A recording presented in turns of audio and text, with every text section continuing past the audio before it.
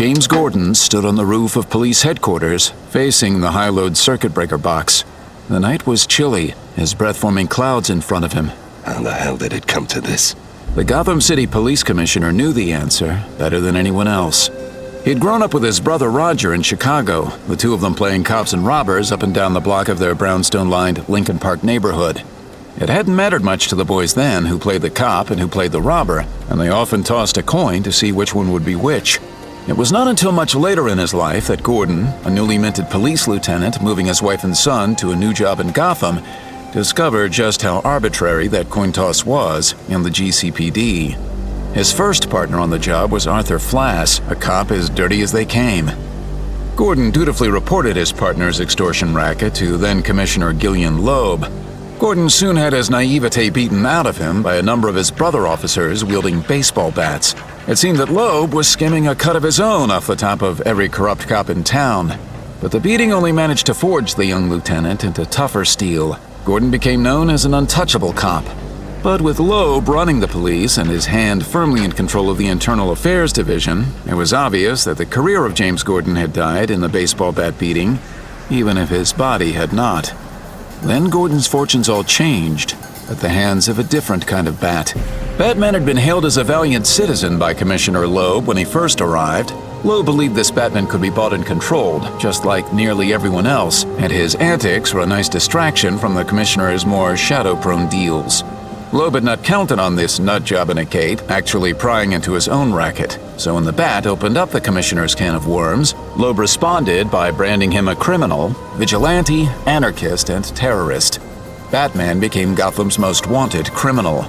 And who better to bring down such a menace to law and order than the squeaky clean, untouchable Detective Lieutenant James Gordon? It had been like trying to hose down a fire with gasoline. It was the beginning of a volatile friendship. They were different men with different approaches to the problem, but they both agreed on what the problem was. Gordon could never condone Batman acting outside the process of law. Batman was often frustrated by Gordon's insistence on a process that so often thwarted justice. But together they managed to turn the tables on both Flass and eventually Loeb, bringing both of them down. Batman, it seemed, was the salvation of Gordon's career, so long as Gordon could justify to himself allowing the Batman to exist. It required him to compromise his principles in order to achieve them, a dichotomy that made him question and sometimes hate himself every day. He'd come to view the Batman as his friend, and yet he hated him. Hated him for the compromise he represented in his life, and for the things Gordon was forced to ask this outlaw to do when justice could not be served by the very institutions he had vowed to honor and protect. The Batman had made him a success at the cost of a piece of his soul. Gordon's fortunes rose in the police department, though at a high personal cost.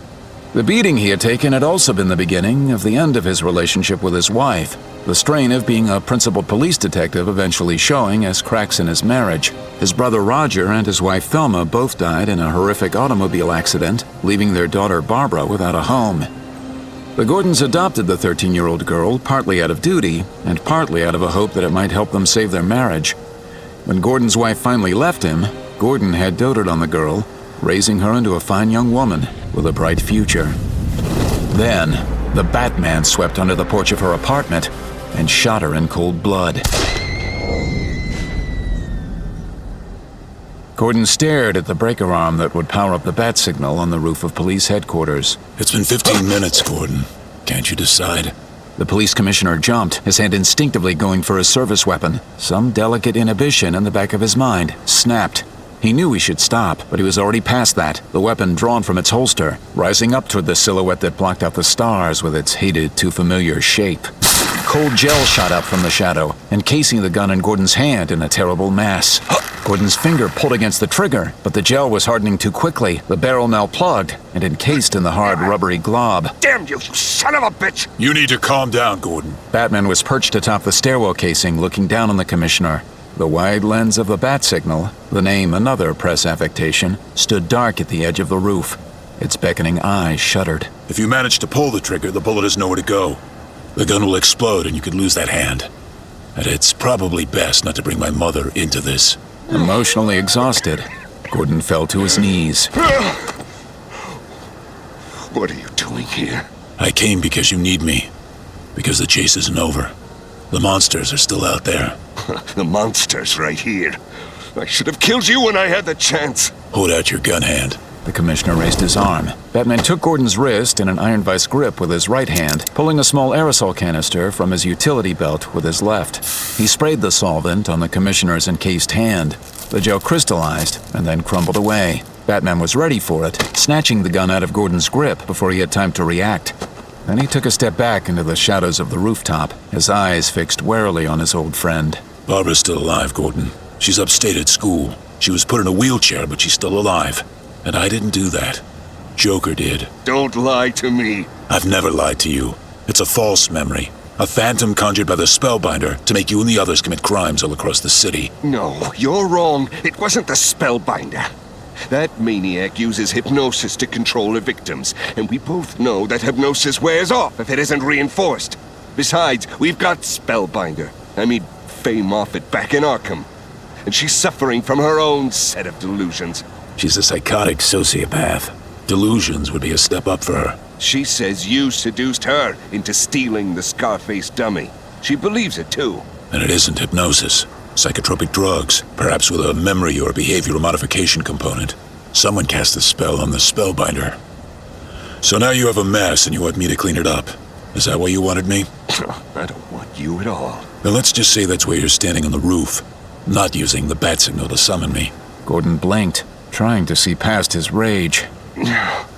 About 3 months ago, everyone who was committing these crimes got a card in the mail. It read, "This card will bring you luck, nothing else, and each with a Gotham Central postmark." Let me see it. I don't have it. I threw it away months ago. Show me your wallet. The commissioner reached back and pulled his wallet out, spreading the folds with his fingers. Batman reached forward, swiftly pulling out the card. Hey, I would have sworn that wasn't there. But that's not why you came to the roof, not to use the bat signal. Batman examined the card carefully. These are the same type of cards that are now all over the city. That's right. We were able to trace their manufacture to Lunar Products in their plant down by Dixon Docks off Englehart Boulevard. It's a property registered to Dr. Chandra Bulan. Both words are aliases for Moon. Both are Southeast Asian words for moon. Dr. Moon. He was an expert in memory tampering, and this looks like his M.O. Was an expert is the point. Moon is dead, and has been for years. He's been pretty active for a corpse then. We've been getting reports there's an Eastern cult growing in Chinatown with Dr. Moon at its head. You think Dr. Moon's come back from the grave, and is spreading these cards all over the city? Batman slipped the card into an evidence pouch on his utility belt. Someone is spreading these all over the city, and if that's true, then this last little crime spree will have been a tame preview to the storm that's coming. Batman nodded, then held the gun out to Gordon, grip first. Gordon stared at it for a few moments, then shook his head. No. You'd better take it with you. It never happened, Jim. It's a memory that's only a dream. Not for me. I remember every detail. Seeing her fall in the entry to her apartment. The blood spreading out beneath her on the tile. You standing in the doorway. My rational mind knows it's all a fake. But if I take that gun, I also know I'll use it on you. It hurts too much, and it seems too right. Batman nodded. He scattered the disassembled gun components around him in an arc. I'll let you know when it's done. What are you gonna do? Pay a visit to a dead man. How are you?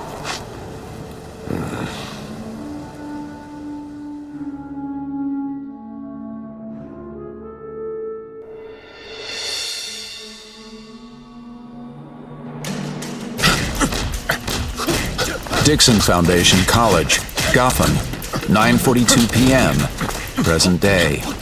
Batman sweated. The batsuit was overheating badly, the charge levels of the utility belt drawing dangerously low despite the additional capacitors he had mounted. The batsuit's cooling system was taxed to the limit, but beneath it all, Bruce Wayne reveled in the challenge and gloried in the exertion.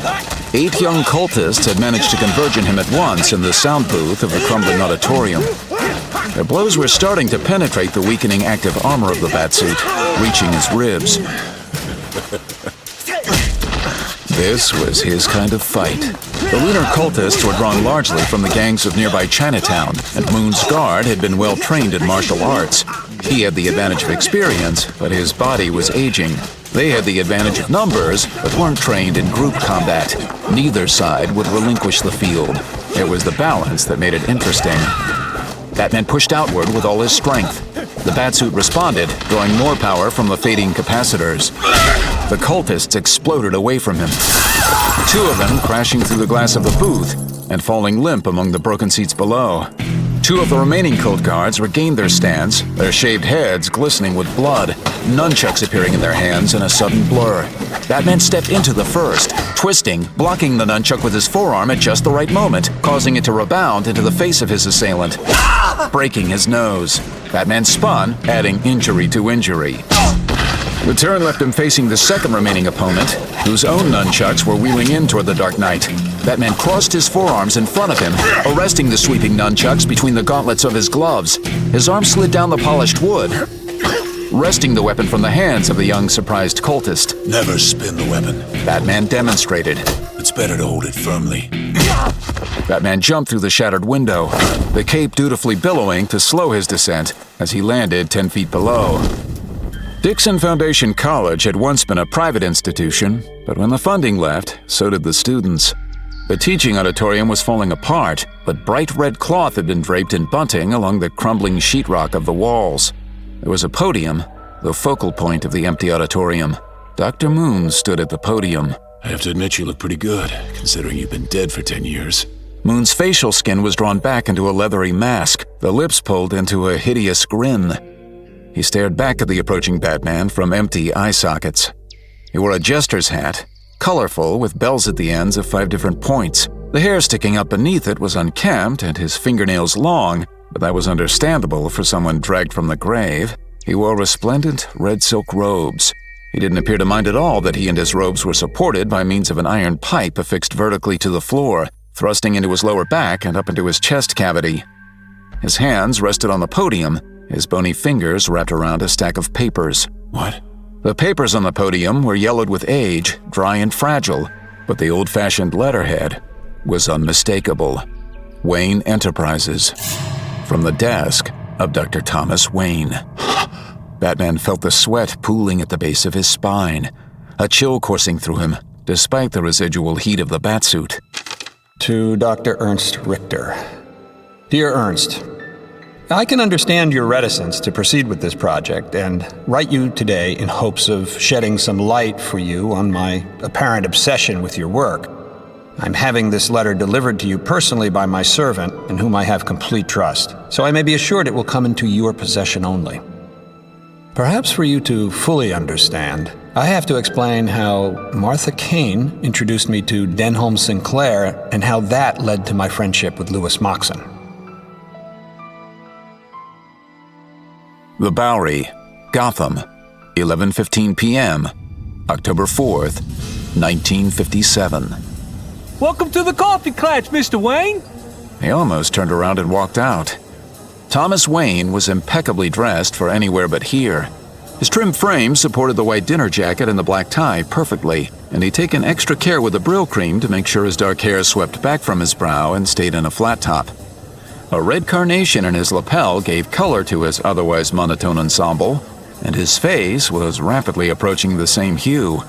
He would have fit in at any of the finest clubs and restaurants in town, only he wasn't in any of those places. He was standing on the brink of anarchy. At least he was, if anarchy was defined as the upper level of this basement coffee house in the Bowery. The Coffee Clatch was in a rundown section of Uptown, south of the Park Row Theater District, but not quite south enough to be fashionably adjacent to Riverfront Park. The Bowery had become the center of the counterculture beat generation in Gotham, a nexus of intellectuals, artists, and free thinkers who celebrated nonconformity and spontaneous creativity. These lofty words were themselves a thin coating over hedonistic excesses, bohemian lifestyles, and dabbling in recreational drug use. The Beat generation was not so much for anything in particular, as they were against everything that remotely could be defined as a boundary. They saw the ordered concrete and steel of the post-war United States showing stress fractures and were determined to bring it down and break free. So from the basement balcony that looked down into the large rectangle of the sub-basement below, it looked a lot like anarchy to the Harvard medical graduate in his formal evening clothes. The place was packed, and the ventilation non-existent. Wayne cocked his head, his eyes narrowing. Tommy, down here! Thomas looked down over the railing into a seething pool of dark knit t-shirts, jeans, and hair. It took a few moments before he saw her, looking up at him with a beaming smile as she waved for his attention. Martha Kane had literally been the girl next door for as long as he could remember. Although in his case, next door was about a quarter of a mile through a woodland preserve. Her father was Roderick "Roddy" Kane, who had built his business, Kane Chemical, on 2 world wars, boundless ambition, and an uncanny talent for knowing just how far to bend to make the deal. The Kane holdings, according to the jokes bandied about at all the best cocktail parties, consisted of that half of Gotham not already owned by the Waynes. It was a gross exaggeration in truth, but reality seemed to have gone out of fashion at the moment. What was true was that Martha was the heiress to both old and new money from both sides of her bloodline. It was, as her parents so often put before her, an enormous responsibility for which Martha typically cared not a whit. Her dark hair and liquid brown eyes were ubiquitous in the Gotham press, although just as likely at times to be appearing in the Daily Inquirer tabloid as on the society pages of the Gotham Globe or the Gazette. But to Thomas, she was simply Martha, the strong-spirited neighbor girl who could and had talked him into just about any mad scheme she could concoct from the time he was 8. Thomas wound his way carefully down the metal stairs. The cast-iron railing seemed to be coated in something unpleasantly sticky, which, he reflected, was not unlike the crowd itself. He waded into the shifting bodies on the floor of the club, a white speck adrift on dark waves.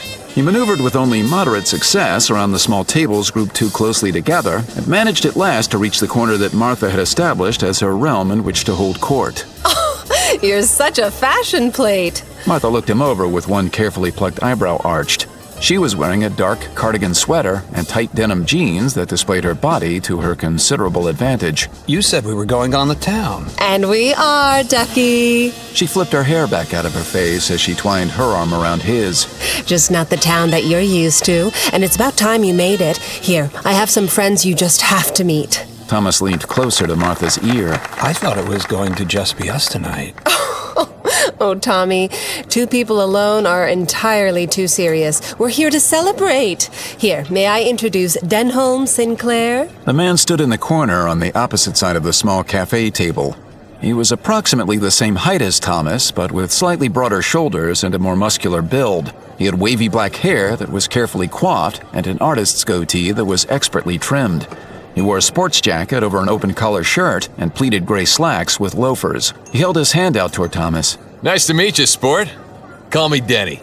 Thomas took the offered hand and regretted it. Denholm had the grip of a gorilla. And you can call him Tommy, I always have. And this is Celia, my very best friend. Thomas managed to extract his hand and turned to follow Martha's gesture. How do you do, Mr. Wayne? From her chair, Celia offered her hand with her pale, lithe arm. She wore a sad and distant expression, her large brown eyes not quite looking at Thomas as he took her hand. Her hair was cut short, the curls lying tight against her head. She had full, pouting lips under a prominent nose, and while the eyelashes were obvious fakes, they looked good on her. Fine, thank you, Miss... Kazantzakis. Celia Kazantzakis.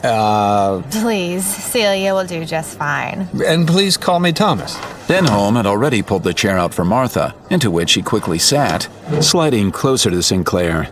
Her arms snaked around the sleeve of his sport jacket as she leaned into him.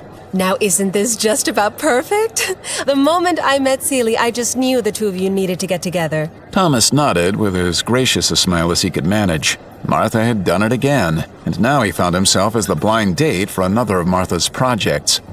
To Martha, Gotham was her playground. Everything in it either belonged to her, or would if she bothered enough to buy it. There were marvelous places in her playground that irritated her parents, in whose discomfort she took private delight, because it meant they at least were paying attention to her. So, how is it that you know Martha? The orphanage. A Copper Street Orphanage. Have you heard of it? Sure, I think it's one of our endowments. Thomas's eyes stung from the smoke. Over in Burnley, near the Botanical Gardens, isn't it? That's right. I was raised there. Oh, I'm sorry. Don't be. I didn't really know any different. Anyway, I'm the secretary over there now, trying to keep the place on its feet. Martha breezed in one day with a check that set us up rather well and the promise of more if we needed it.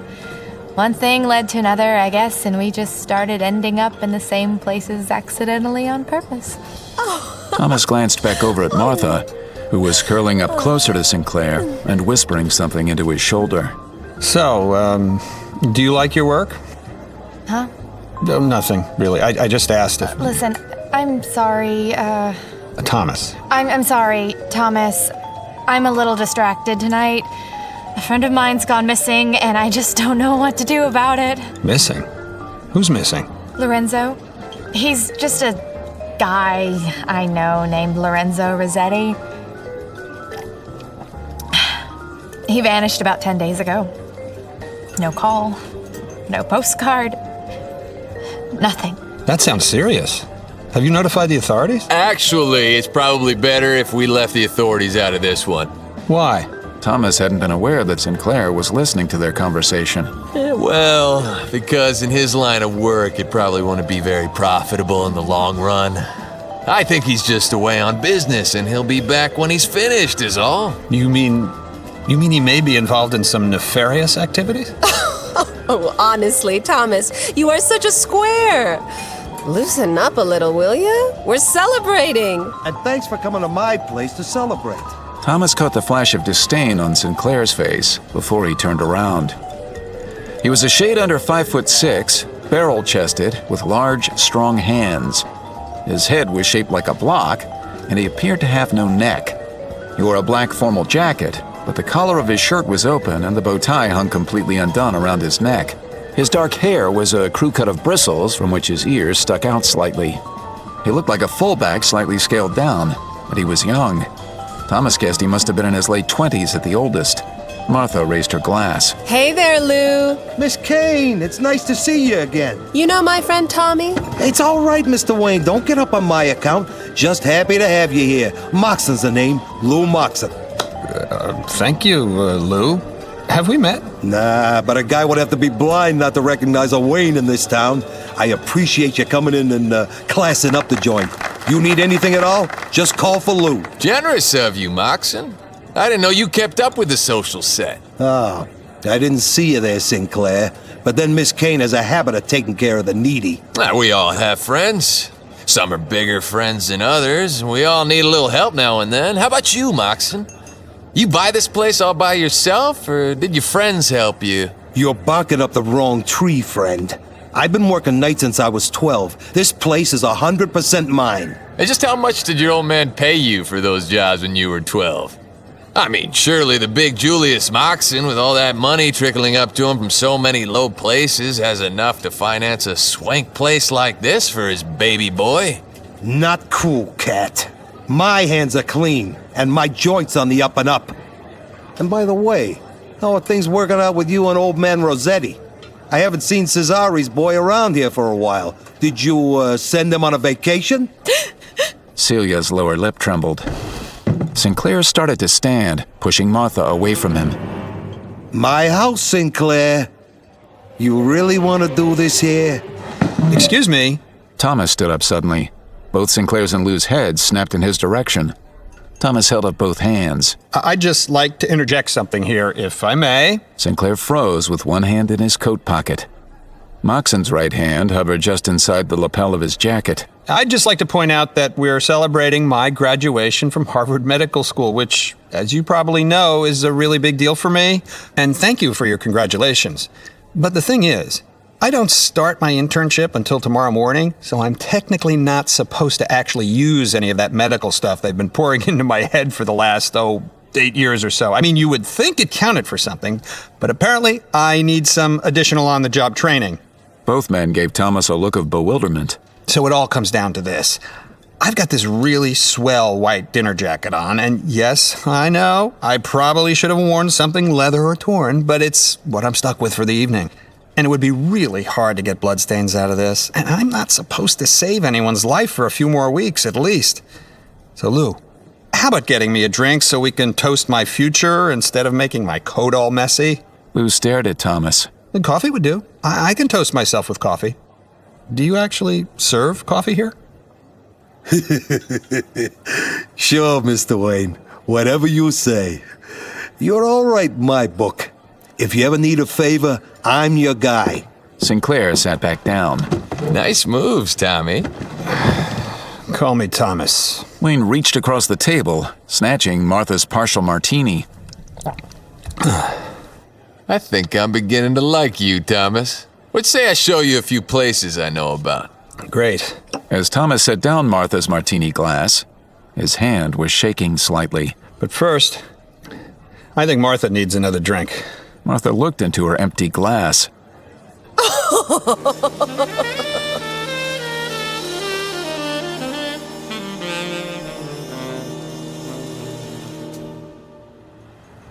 Dawn was breaking as Thomas drove the Lincoln Futura across the Kane Memorial Bridge.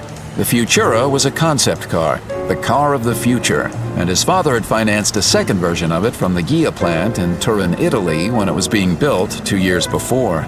It had the opalescent pearl-white finish that could only really be appreciated in person. The long flat-back deck and the forward and rear fins were dramatic, but it was the clear plexiglass double teardrop top that always turned heads whenever he drove it. It was an icon of both the age and of its problems. The plexiglass roof acted like a greenhouse under the sun. Worse, it was designed to seal the passenger compartment so tightly that a microphone actually had to be mounted in the center of its futuristic circular radio antenna on the back deck, so the driver could hear sounds coming from outside the car through a speaker placed behind and between the bucket seats. A safety feature made it so the bubble top could not be opened unless the automatic transmission was in park, which meant there was practically no ventilation inside the car. The air conditioner was always faulty and never quite kept up with the ant under a magnifying glass interior. Worse, the stylish exterior restricted airflow around the engine, constantly causing it to overheat. Still, such practical matters hardly impacted the thinking of Patrick Wayne. Anyone could purchase a production Lincoln, but to spend $250,000 on one of only 2 hand-built cars of the future? It wasn't just transportation to the senior Wayne, it was a demonstration of power and wealth that could not be ignored. Giving it to his son provided more than a photo opportunity for the press. It was Patrick's way of saddling his son with the responsibilities of being a Wayne and pushing his boy to acknowledge the superior and unquestioned authority of his father.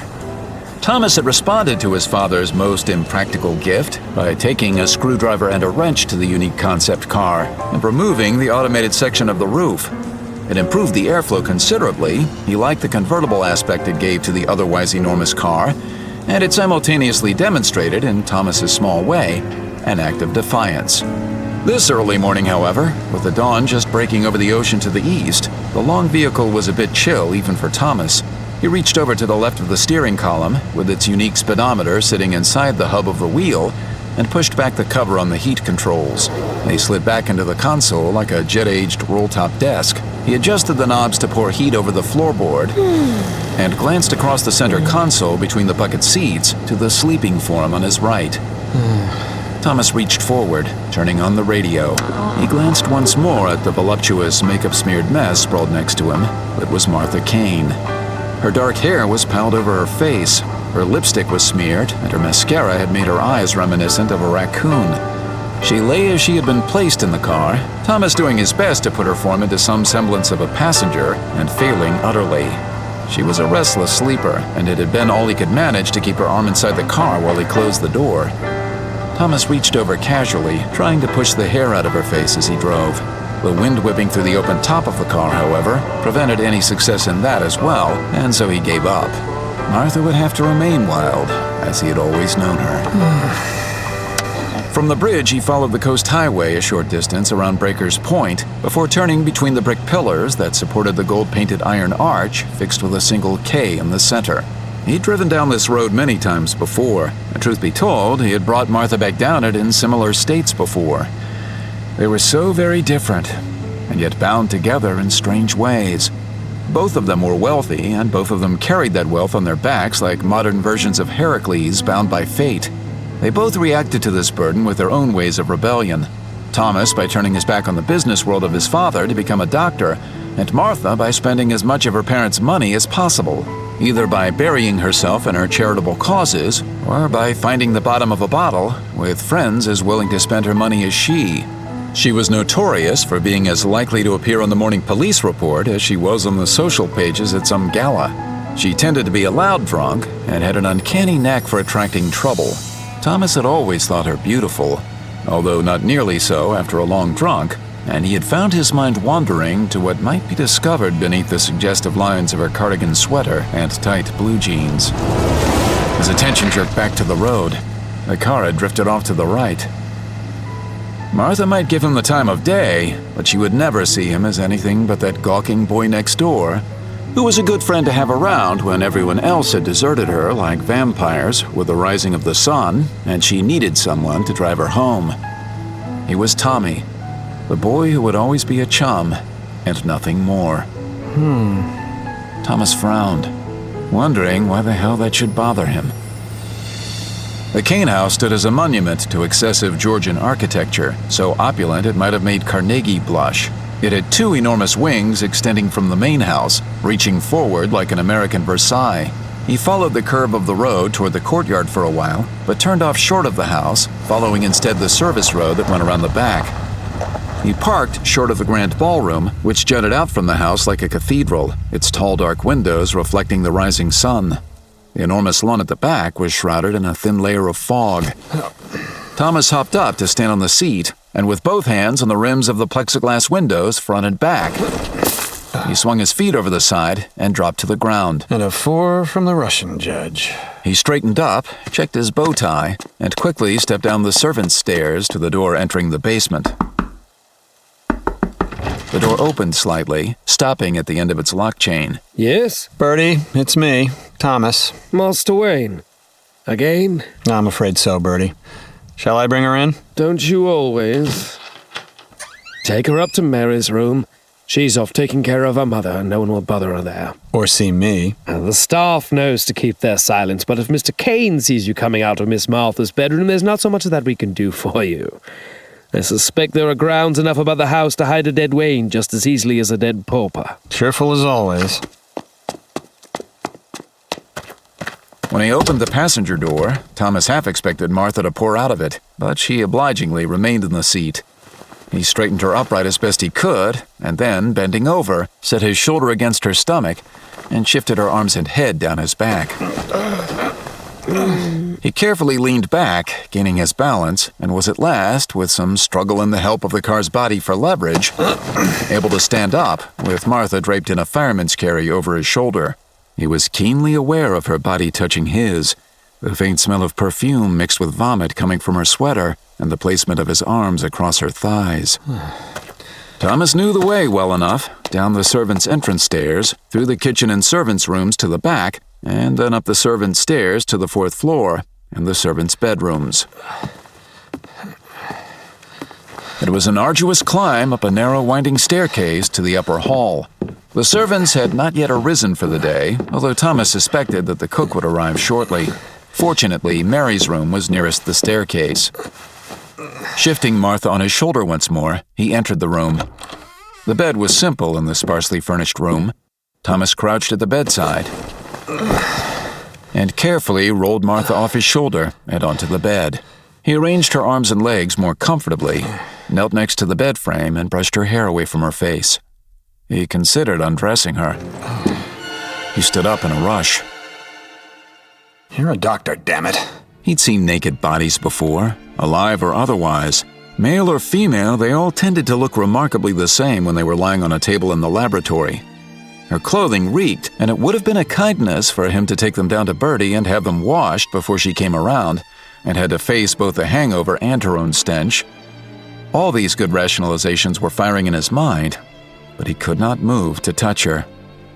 He could not, because he wanted so desperately to touch her. He ached to gather her in his arms, clothed or otherwise, to feel her heart beating against his chest. He wanted her eyes to open, really open, and see him as though for the first time, not as the awkward boy who fell silent and withdrawn before the senseless battering of an obsessed father, but as a man who longed for an intimacy that had been denied him his entire life. Thomas gazed down on Martha as she stretched out before him on the bed, oblivious to him as a man, as she had been all along. He realized that here in the silence of the morning, with the house asleep, he could touch her. She was barely an arm's length from where he stood. He could reach down with both his hands, slip them beneath the cardigan, and find the warmth of her skin. No one would ever know. Not even Martha would remember, given how passed out she was. Oh my God. A chill ran through Thomas. Martha wouldn't know. She wouldn't even see him. He bolted from the room and down the stairs. Master Wayne, is everything all right? The car door was stubborn to open.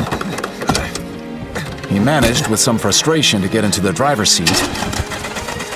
Come on! Come on! Damn it!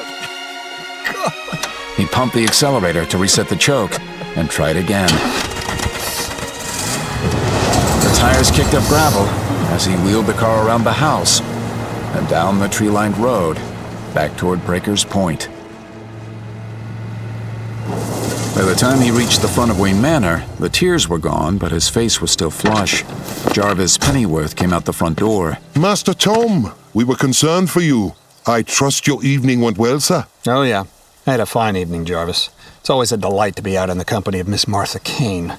Is my father home? No, sir. He left about an hour ago. Some pressing business downtown. Good. Thomas tugged his bow tie loose from its knot. You know how he loves pressing business. This may be a record for him. I haven't even been home a day, and he's uncovered some pressing business to keep him away. Yes, Master Tom. Jarvis bowed slightly as Thomas passed toward the main doors of the mansion. But he left instructions that you were to come to his office at 11:30, following your meeting with Dr. Horowitz at Gotham University Hospital. Horowitz? He's the chief of staff. What does he want with an intern? I wouldn't know, sir. Okay, Jarvis.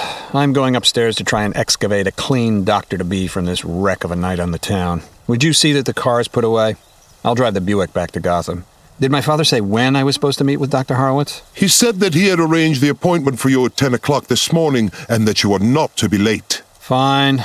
Anything else? Yes, Master Thomas. Dr. Horowitz's office called to confirm your appointment and said they wanted you to keep your afternoon calendar clear. Dr. Horowitz wants you to meet a gentleman by the name of Dr. Richter. Ernst Richter? Thomas frowned in thought. Yes, sir. I do believe that was the name the gentleman gave. Richter is a research chemist working on special projects. He's got a reputation as a screwball, but his work was being discussed in our graduate year. Something really out of this world about virus mutation, as I recall. I wonder why Horowitz wants me to meet him. Again, sir, I wouldn't know. That was, of course, the morning that we first met at Gotham University Hospital. I had only met Denholm Sinclair the night before. How could I possibly have known that within 3 months of our acquaintance? Bruce Wayne sat at the table in the kitchen and turned the page over. He'd reached the end of the pages found on the podium. Obviously, more were missing. He waited patiently, occasionally glancing at the old pendulum clock against the wall. It was nearly 4 o'clock. The old man was a creature of habit. He would be here. Alfred? Sir! Alfred was visibly startled, nearly dropping a bag of groceries. Bruce stayed where he sat, still gazing at the yellowed papers in his hands without seeing them. You always cook on Sundays. You could have dinner brought in from any restaurant in town and have hired and fired more cooks than I can remember. But you've always insisted on cooking my dinner on Sunday at 4 o'clock. I used to set my watch by it. Old habits are the hardest to break, Master Bruce. Alfred stood in the doorway, looking at Bruce. It was always a pleasure to cook for the Waynes. The Pennyworths have served in this house a long time, haven't they, Alfred? My grandfather was the first to serve this house, yes, sir. Alfred walked over to the counter and carefully set the bag down. But your father served my father, didn't he? His back to Bruce, Alfred pulled fresh vegetables from the bag. For a time, sir. He served the family from 1946 until I assumed his stewardship in 1967. So you were 10 years old in 1957. Do you remember much about that time, Alfred? Do you remember my father? Alfred stopped his work, putting both hands on the counter. His back still turned to Bruce. He was a great man, Master Bruce. So now I'm back in short pants again. All right, Alfred, tell me if you know anything about this Dr. Richter. Bruce watched the elder man with a studied eye. For a heartbeat, Alfred didn't move a muscle. I don't recall the name, sir. It's right here. correspondence between my father and this Dr. Richter. It seems to be about my father's early life. I just thought if I could find this Richter... He is dead, Master Bruce. I recall now that he did some work with your father, but he died when I was young. It was a long time ago, Master Bruce. And if I may suggest, there is nothing to be gained by looking into this. You think I should drop it? The past is the past, and we have troubles enough in our own time. Your father was upset at the passing of a friend, if memory serves me, and that was about all there was to it. Ah, that explains it. Bruce folded up the papers and slipped them into the pocket of his jacket as he got up. Thanks, Alfred. Sorry, I simply don't recall much more than that. Bruce nodded and walked away, knowing that they had both finished with a lie.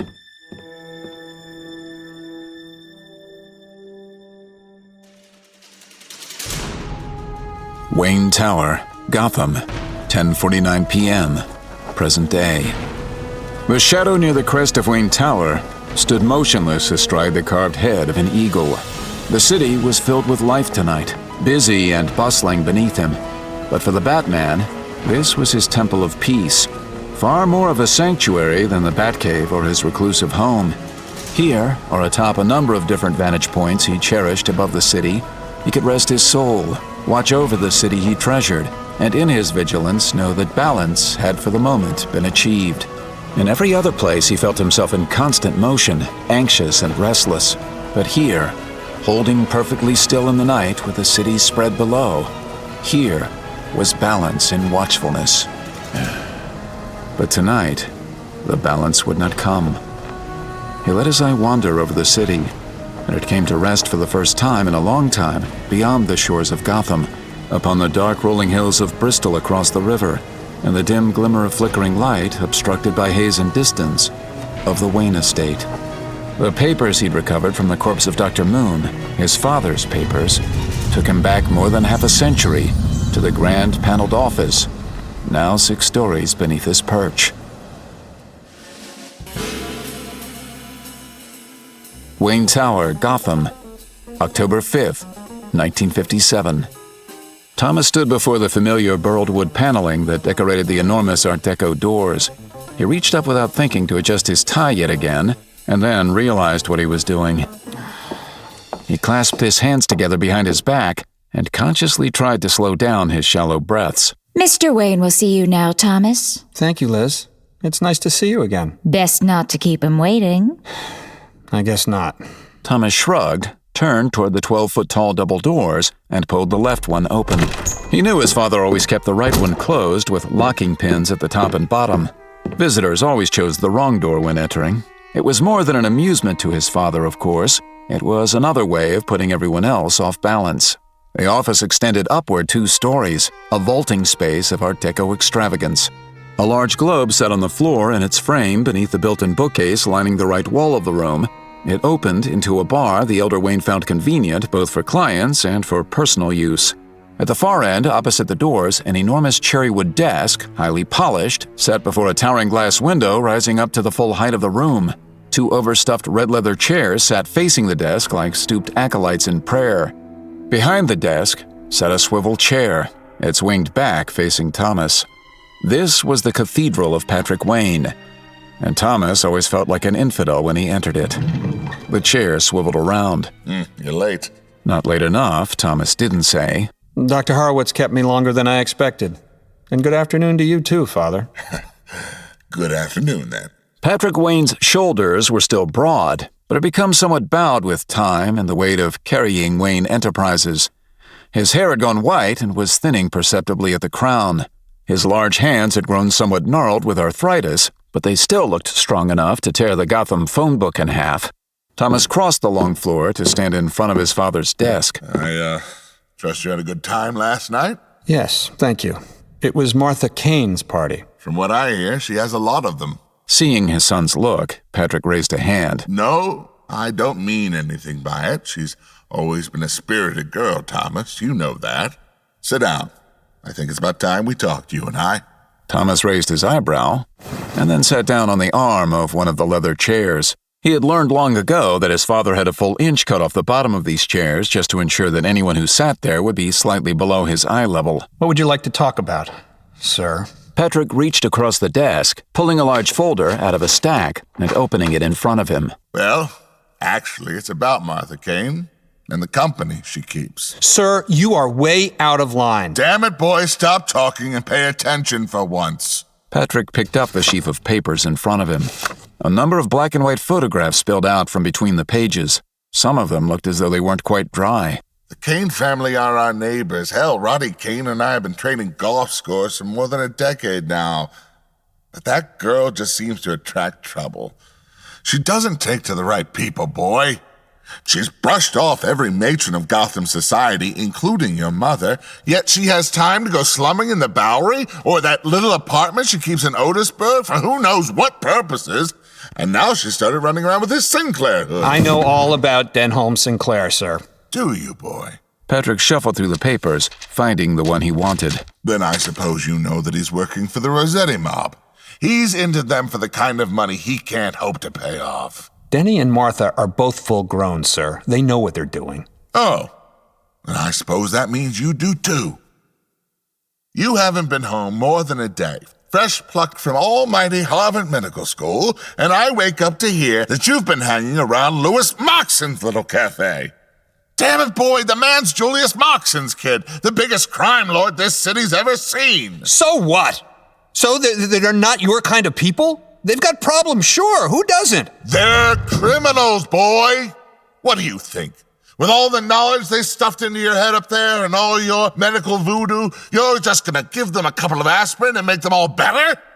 You can't cure them like there's some case of the measles. I've known these kind of people all my life. Had to work with them, watch out for them, protect you from them. And I can tell you, boy, they do not change. They are just out to take you down, feed on you, suck you dry, and then spit you out. Thomas was staring at the photographs spilled across the desk. Photographs of him from the night before at the coffee clatch, of Denholm and Martha, of her passed out in the front of Thomas's car. Oh, real nice, Dad. You had me followed? Oh, wake up, boy. You're a Wayne. You have a responsibility to the business and to the name, and these people will never be worthy of you. Leopards cannot change their spots, and these parasites can't either. I supported you all through this medical school nonsense, and you managed to get through all that just fine. But you need to wake up to your responsibilities. There is an empire here you need to learn how to run. You better get your life in order, son. Stop the daydreaming and get a vision of your future before these vermin strip you clean. You think I don't know what I want? There's a better way to live than this, sir. And I'm going to find it. This is life, boy. There are predators and there are prey, and the sooner you learn that, the better. Sir, you just don't... Did Dr. Horowitz talk to you about administering that endowment? Yes, sir. Good. Go on and get out. I've got work to do. Maybe I'll see you for breakfast. Yes, sir. Maybe.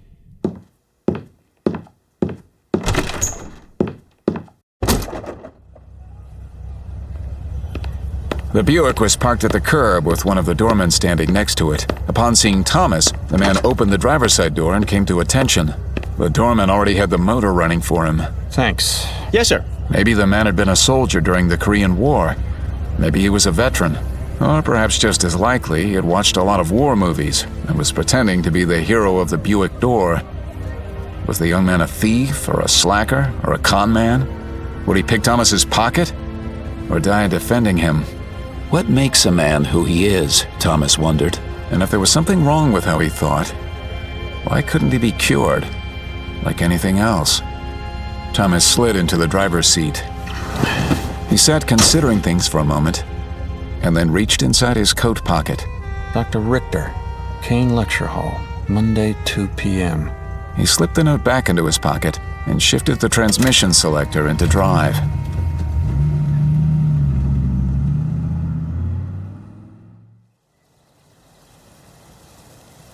Curtis Point, Gotham, 10:16 a.m., present day. More airtime, bandwidth, internet posts, chats, forums, and column inches had been written, typed, blogged, podcast, or broadcast about what the world did not know about Bruce Wayne than any other celebrity citizen of Gotham, with the exception of the Batman. The rare paparazzi would win the fame lottery and achieve their cherished goal of taking a fuzzy photograph through an extremely long lens past the barred gates or towering fences of Wayne Manor. Their obscure and hastily focused images of an older man, frail, with long ragged hair sticking out from beneath a wide-brimmed hat. Sometimes he would be discovered packed in blankets as he sat in a Nantucket wooden lawn chair, or with Alfred pushing the feeble figure about the manor's gardens in a wheelchair. Each of these images could fetch a fine commission from the various media outlets, regardless of its legitimacy, and had spawned something of an industry in false Bruce Wayne images. Bruce enjoyed these intricately and carefully prepared exposures of his reclusive alter ego. There were considerable challenges to choreographing these paparazzi events so that the photographers set up to take these pictures never suspected they were being used. Now the image the city had of the heir to the Wayne fortune was of something like a cross between Howard Hughes and Charles Foster Kane. The one thing no one in the city expected was a nondescript, late-middle-aged version of Bruce Wayne in a cloth jacket and a knitted cap, moving with athletic ease down the cement walkway along the shoreline of Sprang River Park, his shoulders hunched slightly despite the unseasonably warm weather. Alfred had insisted that some contingency planning be in place for Bruce when he decided to go on these walkabouts. Bruce's solution had been a miniature ELT, an emergency locator transmitter similar to those used in aircraft that Bruce had implanted under the skin of his right ear. Bruce had engineered the device and had the implant done overseas under the guise of a hearing aid. The result was a subcutaneous transceiver that he could trigger simply by tapping the sequence behind his right ear. Always monitoring the specialized frequency whenever Bruce was walking in the city, Alfred was ready to call in the cavalry whenever necessary. He could even speak to Bruce through the device with complete privacy, his voice transmitted through bone conduction directly into the cochlea of Bruce's inner ear and thus heard by him alone. It had never been used, but at least it made Alfred feel he had the option and stopped him from worrying about his charge when he was out. Autumn leaves from the great maple trees lay scattered across the blush of green lawns and the walkway beneath his feet. It might have been pastoral, but that was not within the sphere of Bruce's world. He had come with his own purpose, his own vision colored and narrowed by his focus. His intention had been merely to observe the house at the woman's address, but then she had emerged alone, walking down the street of facing brownstones and continuing into the riverside parkland beyond. He approached Curtis Point, a small section of the park that jutted out beneath the high, double-arched span of the Schwartz Bypass Bridge, almost directly overhead. Curtis Point was the perfect overlook for downtown Gotham. Most of the benches had been placed facing southward toward the might and majesty of the skyscrapers across the river, and several of the city's tourist brochures featured images of that vista taken from this vantage point. One bench, however, in deference to the original design of the park, faced to the west, and was usually studiously shunned by its patrons from the brownstones across the parkway who brought visitors or tourists to the park for the view. It faced an aspect just beyond the point where the tidal Falstaff branch of the Gotham River converged with the Sprang River.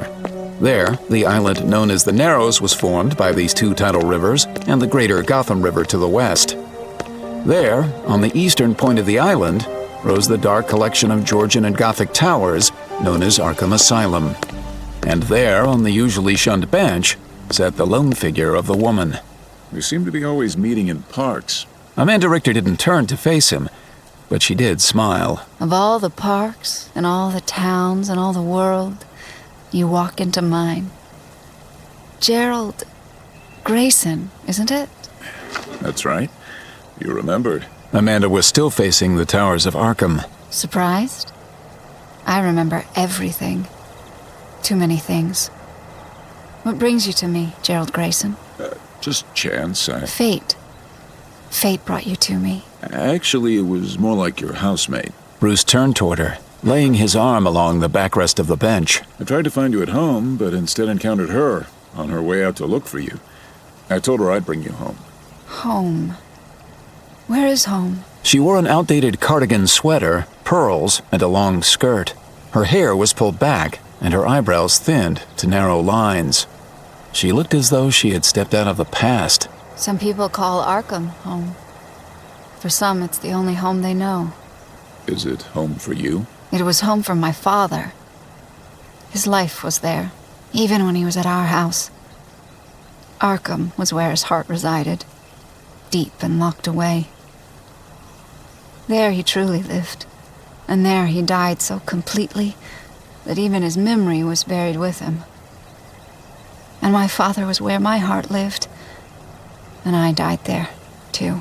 Your father, Ernst Richter? She turned slowly toward him. What do you know of... People like the Waynes are very careful about their visitors, but they don't often keep too close a watch on their game warden. After you visited their grounds the other day, they did a complete dossier on you. The most curious thing about which was how thin it was compared to most. You regularly read the Wayne security reports, Mr. Grayson? Only when they interest me personally. I know your father was a research doctor at Gotham University Hospital and that he worked with Thomas Wayne. There. Amanda looked back across to the Narrows. They worked there together. At Arkham? No, I'm sure that Dr. Wayne never worked at Arkham. I used to sit here and watch for them. My mother would bring me here because Papa would meet us in the afternoons. He would walk across the Murdoch Bridge for lunch, and we would meet him here. He would always smile when he saw me and call me Mary.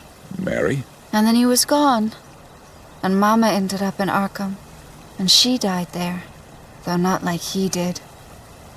Then I followed to Arkham, hoping to make it all right, and eventually it killed me, too. Bruce followed her gaze. Marion Richter died in 1997. She was a behavioral psychiatrist at Arkham at the time, having been the principal caretaker of your mother, Juliet Renoir Richter, who passed away, also in Arkham, in 1983, while suffering from a mental collapse. Amanda Richter was born in 1947, which would make you about 64 years old.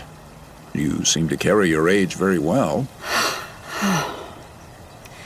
I invaded your place, and now you've invaded mine, Mr. Grayson. I prefer to wander on my own. Perhaps we can wander for a time together. One person wanders, Mr. Grayson. Two people are always going somewhere. It seems I heard that in an old movie once. Really? When did it come out? Oh, I think it was 1958. Ah, that explains it. I'll see it after it premieres. So, Miss Doppel sent you after me. Miss Doppel? My nurse. The woman who lives with me. She sent you after me, didn't she? Right. Well, I was looking for you anyway. So, can I see you home? Yes, we may as well go. Papa isn't coming today. Maybe I can find him for you. It is my day off, and I'm pretty good at finding lost people. Yes, I believe you are, Mr. Grayson. Amanda's gaze unfocused on the dark towers of Arkham. I'm more lost than anyone, and you managed to find me. How far did you have to come? Was it miles? Or years? How far do you think I'll have to go before I can be home, too? Before I can find my way back among the living? Among the living? Where are you now, Amanda? I don't want to die. I want to live. Please! I've got to find a way back. You've got to help me find a way back. Back from where? Back from wherever they've put me. Back from the grave. And the dark and the cold. I see the shadows as they pass. Young and old all at once. And I see you too. The echo of your father as the echo of mine. Driving me to do things I don't want to do and say things I don't want to say. We're only echoes. Shades, shadows of our fathers, you and I. But their sins still run through our veins, and now the blood is calling us back. Back to a past that's better forgotten. You've got to stop the ghosts. They're coming for us, both of us. In our dreams at night, and they will devour everything that we are or ever will be. Bruce grabbed her firmly by the shoulders. I'll take you home, Amanda. It's just across the parkway. No! A few of the people admiring the view glanced in their direction. I don't believe you, Thomas. You said you would help. You said you would be there. You said it was our dream, but the nightmare came and it never went away. Thomas. Amanda, I'm here to help now. I'll take you home. Stop calling me that! My name is Marion, and you too well know it. You did this, Thomas. It's you who will pay for it, not me. You pay for... She collapsed so quickly that Bruce barely managed to catch her. He swept her up into his arms, feeling the muscles in his back protest as he straightened up. The other people in the park had studiously moved away from where he was standing, or were pointedly looking in other directions. Bruce turned with the woman in his arms and started across the parkway toward the rows of brownstone homes. It was indeed time to take Amanda home.